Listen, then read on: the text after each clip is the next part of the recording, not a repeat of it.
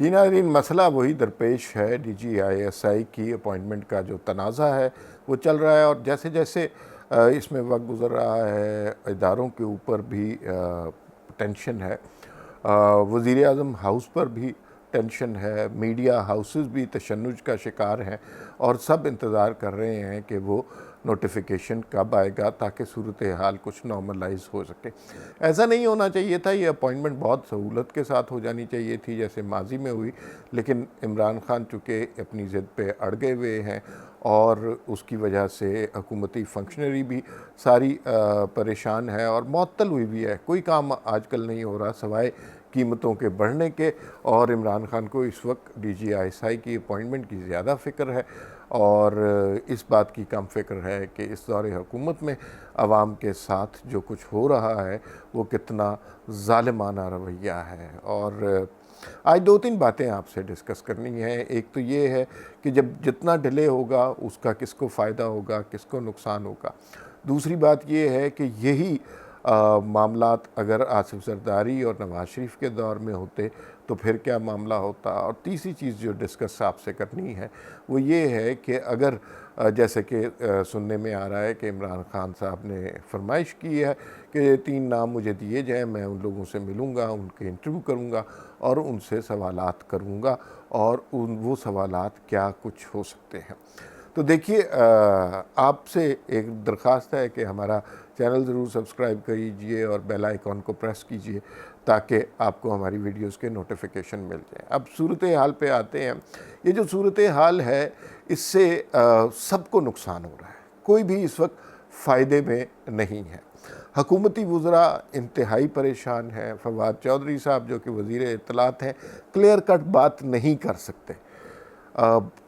شاید یہ وہ مقام ہے کہ جہاں ان کے پر جلتے ہیں۔ کل بھی انہوں نے کچھ اسی طرح کی بات کی کہ جو chief of army staff general Qamar Javed Bajwa اور عمران خان کی ملاقات ہوئی اس کے بارے میں مجھے کچھ نہیں بتایا گیا، جیسے ہی مجھے کچھ بتایا جائے گا میں آپ کے ساتھ شیئر کر دوں گا۔ اس کے بعد وزیر دفاع جو کہ اس موقع پہ سب سے امپورٹنٹ شخص ہونا چاہیے تھا، لیکن ہماری تاریخ میں ایسا شخص کبھی بھی امپورٹنٹ نہیں رہا، اور وہ ایک معطل قسم کے وزیر دفاع ہیں۔ پرویز خٹک صاحب ان سے نہ کوئی سوال کرتا ہے، نہ پوچھتا ہے، نہ ان کی انفارمیشن ہوتی ہے۔ دنیا میں دفاع کو کنٹرول کرتا ہے وزیر دفاع یا سیکٹری دفاع۔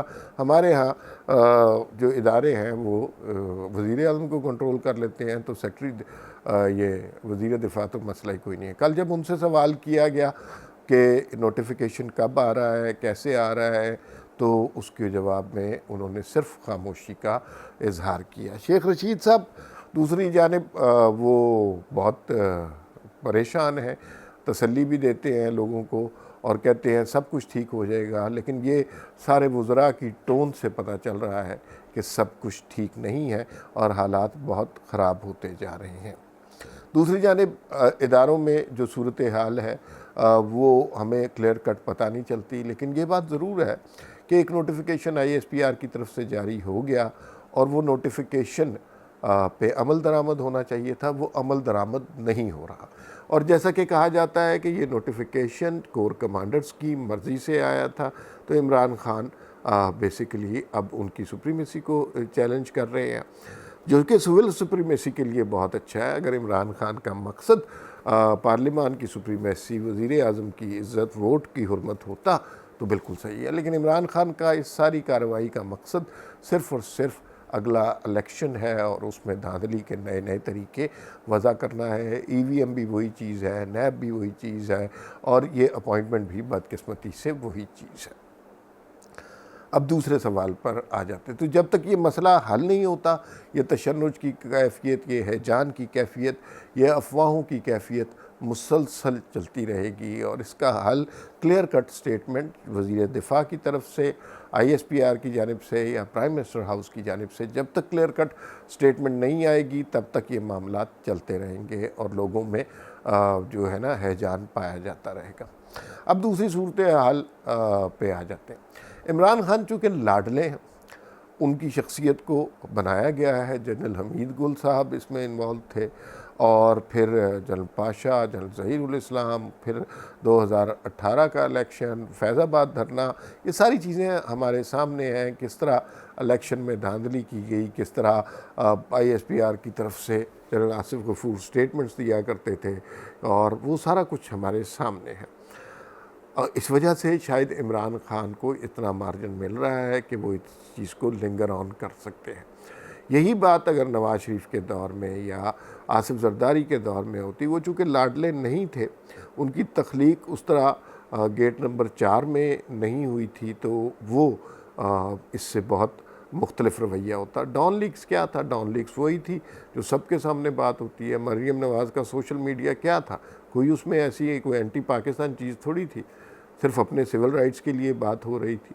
تو وہ جناب اس کے اوپر اس طرح قیامت آ گئی۔ اگر وہ اس طرح کی حرکت کرتے تو ان کو غدار قرار دیا جاتا، ان کو را کا ایجنٹ قرار دیا جاتا، ان کی حکومتوں کو اٹھا کے اکھاڑ کے پچھاڑ کے پھینک دیا جاتا اور جیلوں میں ڈال دیا جاتا۔ حالانکہ انہوں نے یہ حرکت نہیں کی، ادارے کے انٹرنل معاملات میں مداخلت نہیں کی، لیکن اس کے باوجود ان کے ساتھ جو ہوا، تو اگر وہ کرتے تو اس سے برا ہو سکتا تھا۔ ایک دن بھی صبر نہیں ہونا تھا۔ اور وہ آپ کے سامنے ہی کیس ہے کہ جب نواز شریف نے D G I S I Ziauddin Butt کو چیف بنانے کی کوشش کی تو ان کے ساتھ کیا ہوا؟ پی ٹی وی پہ حملہ ہو گیا، پی ٹی وی فتح کر لیا گیا، نواز شریف کو قید کر لیا گیا۔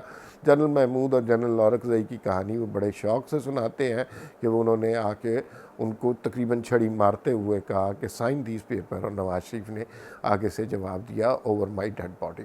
اگر ان میں سے کوئی یہ حرکت کرتا تو کیا ہوتا؟ تو پھر کیا لاڈلے کا بہت احترام کیا جا رہا ہے، یا پھر آپ بلیک میل ہو رہے ہیں لاڈلے کے ذریعے، یا پھر آپ کو سول سپریمیسی کا سبق سمجھ آ گیا ہے؟ اگر سول سپریمیسی کا سبق سمجھ آ گیا ہے تو پھر تو بات نواز شریف کی بھی ٹھیک ہے، پھر آصف زرداری کی بھی وہ چٹانوں والی بات بالکل صحیح تھی۔ تو کیا مسئلہ ہے؟ کیوں عمران خان کو اتنا مارجن مل رہا ہے؟ اس سے تو یوں لگتا ہے کہ ادارے کا باعث ابھی تک قائم ہے۔ یہ بالکل نہیں ہے کہ وہ ان بائسڈ ہو گئے ہیں، اگرچہ میسج یہی دیا جا رہا ہے کہ اب ہم سیاست میں مداخلت نہیں کرنا چاہتے، اب شفاف الیکشن کروانا چاہ رہے ہیں، لیکن یہ ایک مسئلہ طوالت پکڑتا جا رہا ہے اور اس سے معاملات خراب ہوتے جا رہے ہیں۔ اس معاملے میں اب جو میڈیا ہاؤسز کی حالت بڑی مضحکہ خیز ہے، انہیں کچھ سمجھ نہیں آ رہی کہ کیا کرنا ہے، کون سی خبر سینسر کرنی ہے، کون سی نہیں کرنی۔ لیکن کل یہ ہوا کہ وزیر اطلاعات جناب فواد چودھری صاحب پریس کانفرنس کر رہے تھے۔ پریس کانفرنس تو لکھے لکھائے پوائنٹس ان کو ملے تو انہوں نے بول دیے، لیکن جب صحافیوں نے سوال کرنا شروع کیے تو ان کی پریس کانفرنس سینسر کر دی گئی۔ تو یہ یہاں پر یہ صورتحال ہے کہ صاحب وزیر اطلاعات کی پریس کانفرنس سینسر کر دی جاتی ہے، وزیر اعظم کا خطبات بھی علیحدہ کر دیے جاتے ہیں، اور پھر ظاہر ہے کنٹرول کسی اور کا ہے۔ دوسری بات جو ہمیں سمجھنی چاہیے کہ وزیر اعظم نے سنا ہے، یہ فرمائش کی ہے کہ ان کو کچھ لوگوں سے ملنا ہے جو نامینیٹ کیے جائیں گے، ایک لسٹ دی جائے گی، 3 لوگ ہوں گے اور وہ 3 لوگوں سے سوال کریں گے، انٹرویو کریں گے۔ اب سوال یہ ہے کہ عمران خان ان سے کیا انٹرویو کریں گے؟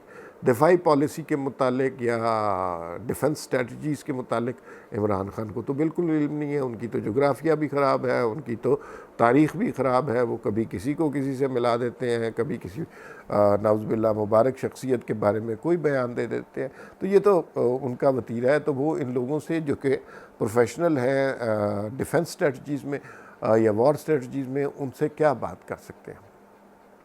یہ ٹویٹر پہ کل ٹرینڈ بھی رہا ہے۔ تو جو عمران خان کا علم ہے اور جو عمران خان کا مقصد ہے، وہ تو یہی سوال پوچھ سکتے ہیں نا کہ کیا جس طرح 2018 میں مجھے الیکشن جتوائے گئے تھے، کیا آپ مجھے اس طرح الیکشن جتوا سکتے ہیں؟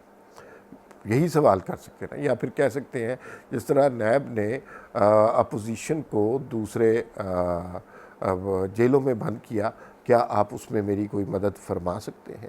یا پھر عدالتوں کو بلیک میل کر کے جس طرح فیصلے لیے گئے، کیا اس طرح کے فیصلے آپ میرے سے لے سکتے ہیں؟ کیا میڈیا کو آپ مکمل طور پر کنٹرول کر سکتے ہیں، اور یہ ممکن ہے کہ میڈیا ان سارے لوگوں کو جنہیں نکال دیا گیا ہے باہر ہی رکھے، بلکہ موجودہ جو لوگ جو کہ کمپرومائز لوگ ہیں ان کو چینلوں پر بھی کسی قسم کی تنقید سے باز رکھے۔ تو کیا یہ ممکن ہے؟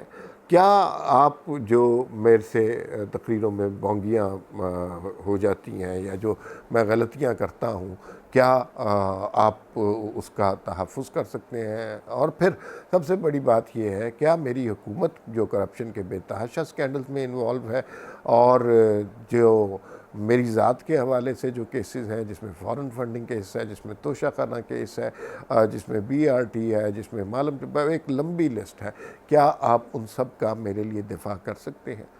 تو عمران خان کے پاس اس کے علاوہ سوال نہیں ہو سکتے، اور ان سوالات کی بیسس پہ اگر وہ کسی کو جج کریں گے تو اس کا مطلب ہے کہ وہ پاکستان کی فوج کا نمائندہ نہیں ہوگا، عمران خان اسے اپنا نمائندہ بنانا چاہتے ہیں۔ یہ بہت ساری اسپیکولیشن ہو رہی ہے۔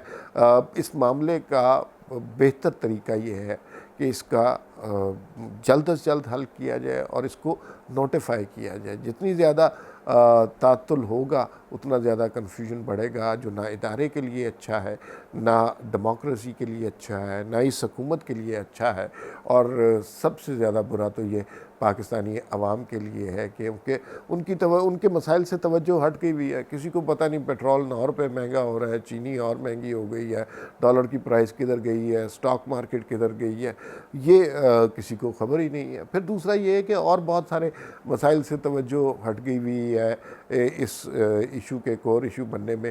مولانا عاصم باجوہ کا کیس ہم بھول گئے ہیں، جنرل شفاعت کا کیس ہم بھول گئے ہیں، ہمیں کوئی یاد ہی نہیں آ رہا کہ پینڈورا باکس میں جن لوگوں کے نام آئے تھے ان کے ساتھ کیا کرنا ہے۔ پاناما میں جب نام آئے تھے تو پوری حکومت کو اٹھا کر پھینک دیا گیا تھا۔ تو بہت ساری چیزیں تعطل کا شکار ہے۔ اس معاملے کو جتنا جلدی حل کر لے، میرے خیال میں وہی اس حکومت کے لیے اور ادارے کے لیے بہتر ہے۔